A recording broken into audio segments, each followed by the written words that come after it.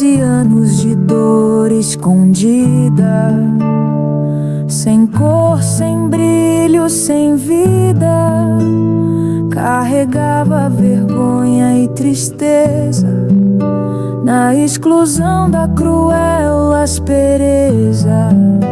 Mas viu no Cristo uma esperança, no olhar dele a confiança, com fé maior que qualquer razão. Venceu o medo, venceu a exclusão. Verônica, exemplo de luz, que pela fé encontrou Jesus. No toque sagrado nasceu esperança, na cura divina, eterna aliança. Verônica, exemplo de luz, que pela fé encontrou Jesus. No toque sagrado nasceu esperança, na cura divina, eterna aliança.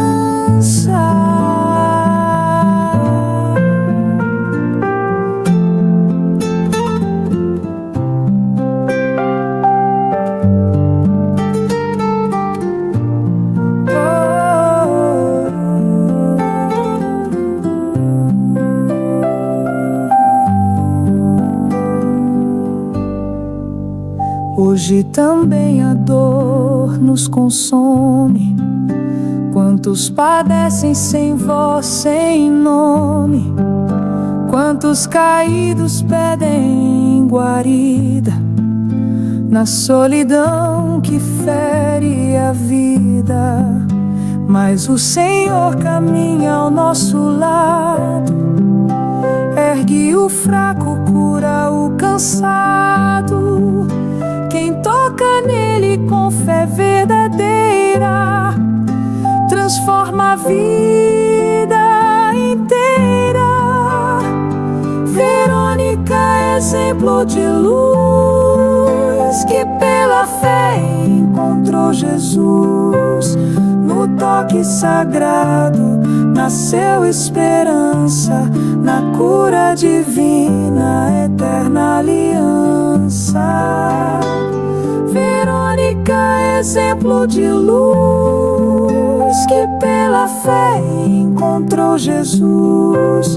No toque sagrado nasceu esperança, na cura divina, eterna aliança.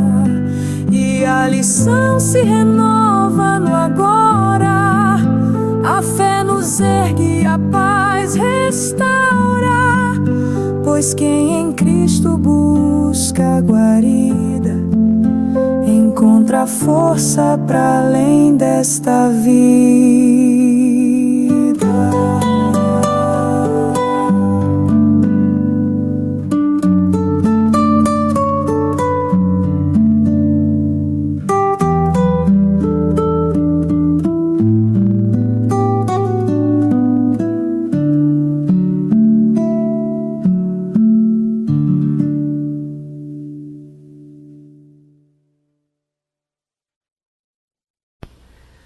Olá, amigos e amigas do Conecta Espiritismo e do meu canal no YouTube, o Ellerson Santos. Sejamos todos bem-vindos ao nosso programa A Cura Real. Hoje nós estamos finalizando mais um estudo das curas realizadas por Jesus em torno da cura da mulher hemorroíça. Os programas eles são independentes, mas os outros que nós analisamos essa cura está disponível aqui no nosso canal, bem como todas as outras curas já estudadas que foram realizadas pelo Mestre de Nazaré. Hoje a canção foi em torno de Verônica, contando-nos mais um pouco, de forma musicada, da experiência dessa mulher que vivia em Cesareia de Filipe, que sofria de um fluxo de sangue há mais de 12 anos e que procurava a sua cura, embora não a encontrasse. Foi na cidade de Cafarnaum que ela ouviu falar do meigo Rabi, de Jesus de Nazaré, e ao vê-lo, embora não tivesse coragem de falar, acreditou que se tocasse em suas vestes, ficaria totalmente curada. Então ela se embrenha no meio da multidão, toca na borla da veste de Jesus e o mestre para. Quem me tocou? Simão Pedro questiona, dizendo que todos estavam lhe tocando, que ele não sabia quem o havia tocado, e Jesus diz novamente: quem me tocou? Porque de mim saiu virtude. Fui eu, Senhor, quem te tocou. Surgiu ela do meio da multidão, e Jesus, muito tranquilo e sereno, lhe diz: minha filha, vai em paz, porque a tua fé te curou.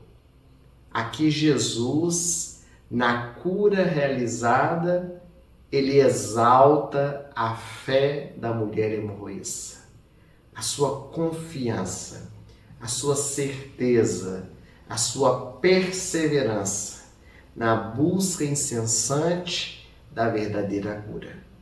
Porque ela, muito mais do que ser curada do fluxo de sangue, ela desejava também a sua cura interior. A fé é essa virtude que todos nós trazemos intrínseco. Todos nós já nascemos com a fé como uma semente plantada dentro do nosso coração. Mas é preciso desenvolvê-la. Como uma semente que nós plantamos no solo e ela é regada, levada ao sol, cuidada com adubo, nós precisamos também cuidar dessa virtude dentro de nós, para que essa semente ela possa desabrochar, crescer, se transformar numa árvore e dar frutos. Esse é o objetivo das árvores frutíferas, alimentar a todos aqueles que estão ao derredor. Quando nós pegamos uma semente em nossa mão, nós não sabemos o que dentro dela contém. Nós às vezes sabemos a espécie, daquela planta, mas não sabemos exatamente qual o tamanho que ficará, quantos frutos dará, à exceção das sementes clonadas, que hoje já estão com a tecnologia avançada, mas nós estamos falando das sementes comuns que nós compramos lá no mercado para poder plantar na nossa casa. Nós sabemos a espécie, mas não sabemos de como será aquela planta mais tarde. Quando nós olhamos uma criança que nasce na intimidade do nosso lar, nós não sabemos o cidadão que será mais tarde, o homem ou a mulher que se tornarão. As pessoas, quando viam aquele meninozinho em Nazaré, com a túnica costurada pela sua mãe, chamado Yeshua, correndo de um lado para o outro, buscando água na fonte com a sua mãe Maria, ninguém poderia imaginar que aquele era o Rei Solar, o Messias, aguardado desde há muito tempo pelo povo judeu. Então, é preciso nós cuidarmos dessa semente para que se desenvolva. A fé pura e verdadeira. Rita Folker, uma grande pedagoga espírita, ela nos fala da diferença entre crer e saber. Existe uma larga diferença entre crença e sabedoria, porque as crenças elas são modificadas todos os dias. Quantas coisas nós criamos e hoje já não cremos mais, quantas coisas nós cremos hoje, amanhã vamos deixar de crer. A sabedoria nós levamos conosco para a eternidade. Essa confiança que nós temos em determinada coisa. Fé, portanto, não é crença, é confiança. Em O Evangelho segundo o Espiritismo, os benfeitores espirituais nos falam acerca da fé, no capítulo que trata da fé transporta montanhas. E nos apresenta a fé robusta e a fé vacilante. A fé vacilante, ela ainda está muito presente nas nossas vidas. Ela resulta da incerteza.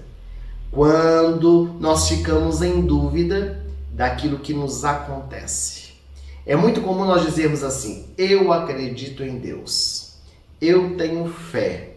Mas logo na primeira dificuldade, primeiro atropelo, a primeira enfermidade que bate à nossa porta, nós perdemos aquilo que não tínhamos.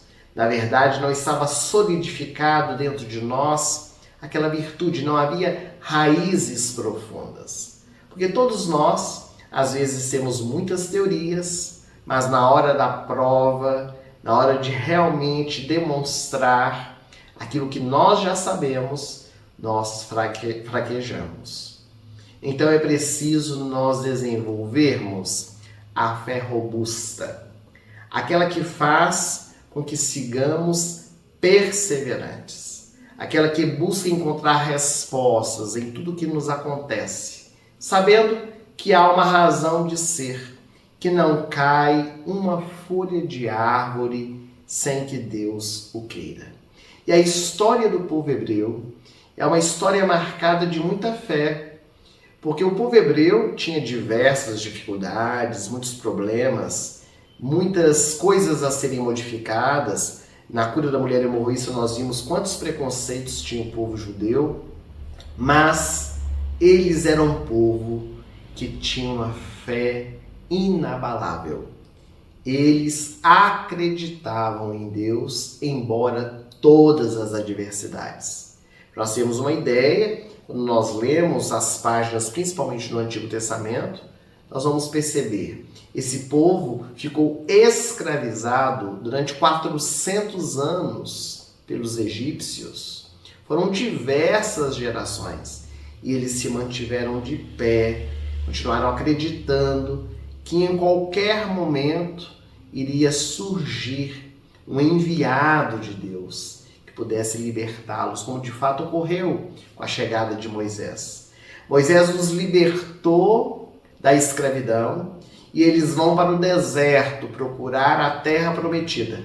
40 anos. Imaginemos, meus amigos, 40 anos procurando algo sem encontrar.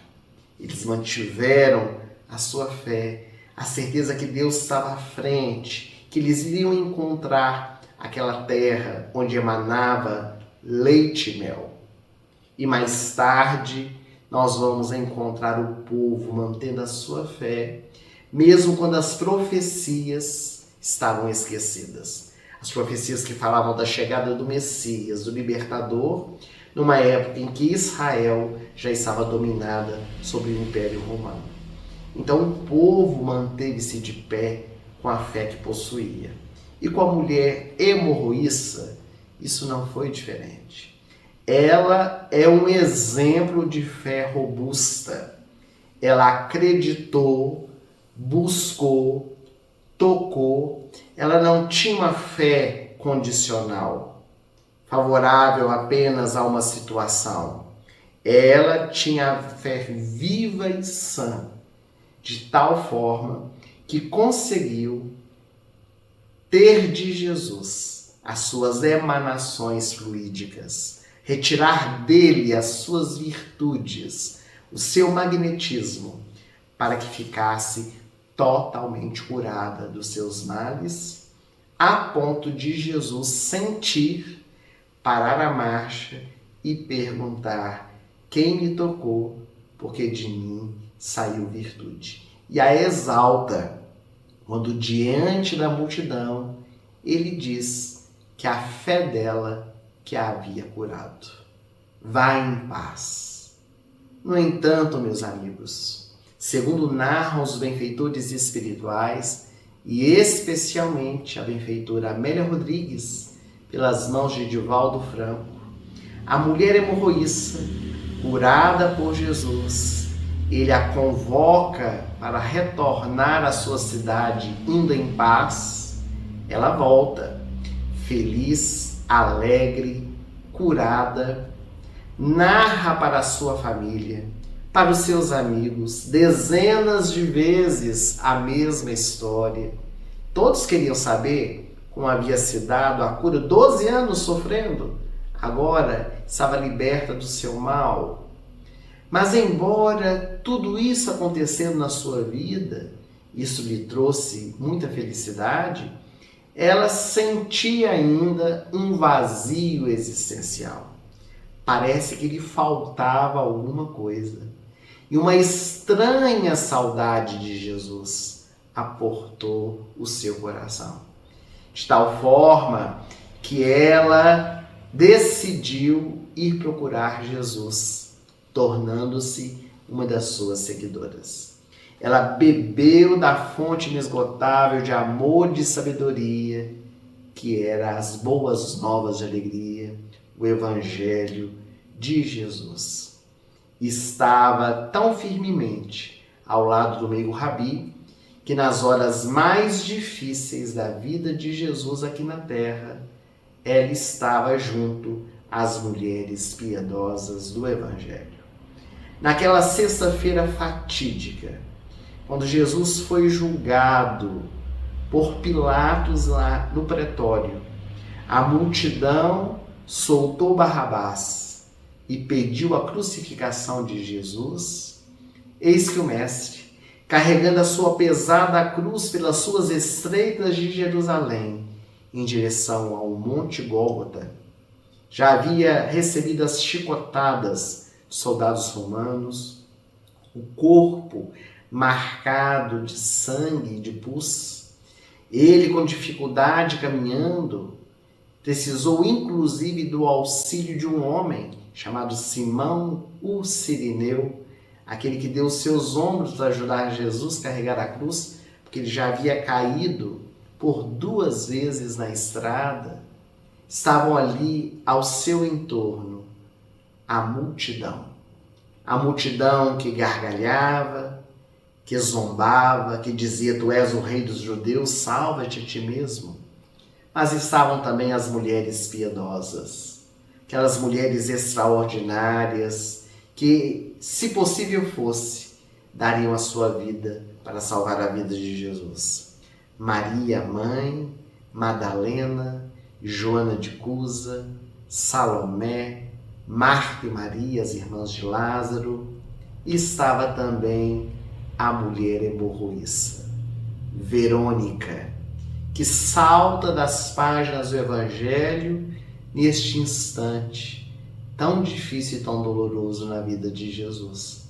Porque quando pela 3ª vez Jesus cai na estrada, é ela, Verônica, das tradições da Igreja Católica Apostólica Romana, relembrada sempre na Semana Santa, no dia do enterro, da procissão, em que nas cidades Verônica é relembrada nessa passagem tão bonita do Evangelho. Ela consegue furar a guarda romana. Ninguém sabe explicar como. Jesus caído ao chão, machucado, com dificuldade para se levantar, sangrando, e ela ali ajoelhada aos pés do meigo Rabi, retira da sua cintura o linho que trazia amarrado, e ela pega aquele pano e seca a face de Jesus. Se um dia o mestre havia secado o sangue que dela vertia, agora era ela quem secava o sangue do meigo Rabi em forma de agradecimento. Com coragem, com destemor.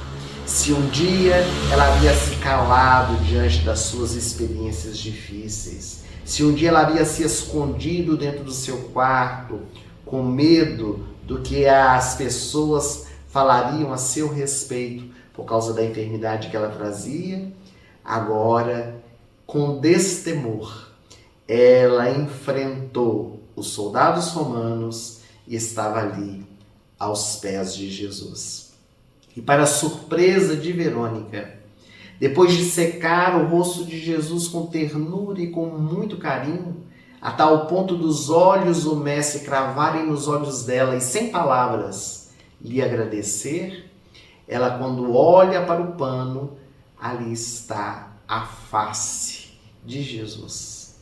E então Verônica levanta-se, mostra aquele tecido, aquele pano para a multidão e canta: Ó vós, homens que transitam pelo caminho, atende a dor do nosso Mestre, que a sua dor também seja a nossa dor.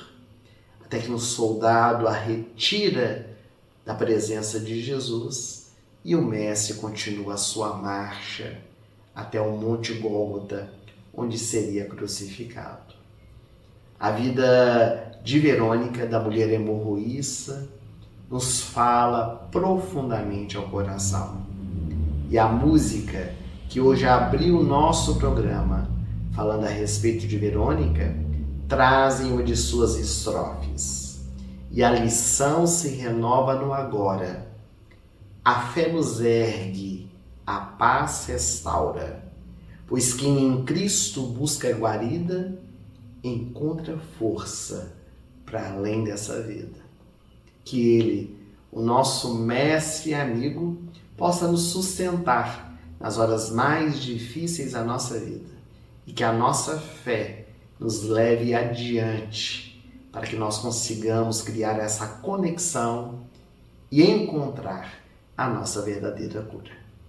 Nós agradecemos a sua presença conosco em mais este programa, pedindo a você que nos acompanha para dar o seu like, os seus comentários, compartilhe com os amigos, inscreva-se aqui no canal e nos auxilie na divulgação do Evangelho de Jesus à luz da doutrina espírita. Na semana que vem, nós vamos começar um novo programa em torno das curas. O programa é a cura real, mas em cada programa uma cura diferente. E nós vamos começar a estudar uma cura pouco conhecida, a cura de um leproso. E você é sempre o nosso convidado especial. Te espero por lá no domingo que vem. Uma boa semana para todos nós.